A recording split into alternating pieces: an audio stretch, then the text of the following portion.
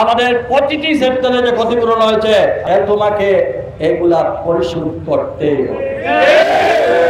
আজকে শুধু বলে গেলাম, আর কোনো আলোচনার বৈঠক হবে না। জগদ্দল পাথরের মতো সিলেট বিদ্বেষী জেলা প্রশাসক, সিলেটের ব্যবসা বাণিজ্য, সিলেটের শ্রমিক মেহনতি মানুষের বিরুদ্ধে যে অবস্থান নিয়েছে তার প্রতিবাদে আজকের শ্রমিক মালিক ব্যবসায়ীরা আজকে এই ঐতিহাসিক আদালত করে জনাব মহিলের সভাপতিত্বে আজকের এই সমাবেশ ব্যবসায়ীদেরকে উচ্ছেদ করা এবং তাদের কারো সঙ্গে জেলা প্রশাসনের কোনো সমন্বয় কিংবা আলোচনা না রেখে একের পর এক এই সিলেটে উনি আসার পর থেকে উনি যেন একজন কৃত্রিমান ভূতদের মতো উনার একক সিদ্ধান্তে তিনি কাজ করে যাচ্ছেন। মেজর টিলা মার্কেটের দোকানের যত ক্ষতিপূরণ, আমাদের ট্রাক শ্রমিকের উপর যত ক্ষতিপূরণ, আমাদের পাথর করির শ্রমিকদের উপর ক্ষতিপূরণ, আমাদের প্রতিটি সেক্টরে যে ক্ষতিপূরণ হয়েছে তোমাকে এগুলা পরিশোধ করতে হবে।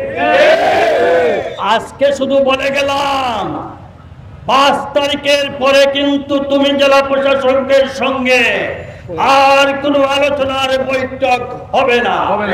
স্টেকহোল্ডার তাদের সঙ্গে কোনো আলোচনায় বসেন না। আলোচনায় বসেন কখন? তিনি আমাদের উপর নির্যাতন নিষ্পেষণ করার পরে বলেন এবার আসো। যেমন ওই যে ইসরায়েল ইহুদির মতো আক্রমণ করে পরে বলে আসো এখন। এটার নাম সিলেট। এই পূর্ণভূমি সিলেটে আমি আজকে মাত্র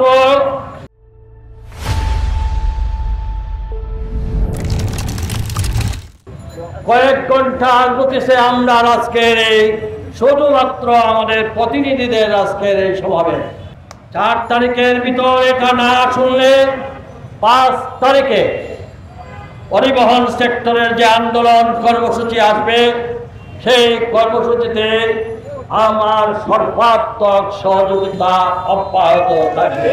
জেলা প্রশাসক, আপনি যদি মনে করেন আমাদের মধ্যে বিভাজন করার পায়তারা যেটা করছেন, গুটি কয়েক দুম্বা, গুটি কয়েক 2-1 জন নেতাকে বশ করে মনে করবেন না আপনি পার পেয়ে যাবেন। হাজার হাজার ব্যবসায়ীকে পথে নামিয়েছেন।